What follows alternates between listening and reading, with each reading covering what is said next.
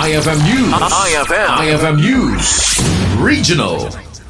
Indudawati Provincial Social Welfare and Development Office iti panagsuporta na iti sektor iti Lgbtqia+.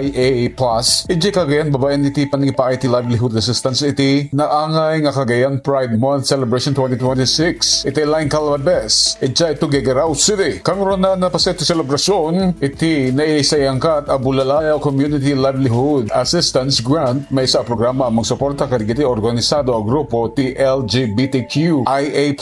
Babayan iti Nangited iti kapital wenno pagpuunan para kadigiti proyekto amang TED iti napaot a pagbiagan iti komunidad. Manipod kadigiti lima finalists iti livelihood proposals iti proklamar a grand winner iti Project Rise iti Ballesteros. Nagunod dito iti 100,000 pesos ken sertipiko para iti proyekto ang ipa iti training iti wellness, massage, nail care ken home service bookings. Sakop met iti proyekto iti panganakipasdek kadigiti pop-up community spas ken mobile home service squad sa ton agbalin ang napaot a pagtaingan iti pagbiyagan dagiti benepisyaryo. May kadua iti nagbaligi iti kulay ng pag-asa ecobag project iti kataran nga inyawat na iti 70,000 pesos askas may katlo a project lamist iti lalo nga nakagunod met iti 50,000 pesos. May kaupat a project balay taripato iti baggawan nakaawat met iti 30,000 pesos. Bayad iti kalima a project sala care iti Santa Ana nakaawat iti 15,000 pesos. Amin nagiti finalist ket na ikanda iti 7,000 pesos akas nayon a suporta kadigiti impresentar da a livelihood projects. Damag regional para iti IFM News. Idol Shanti Papi Tatak. IFM.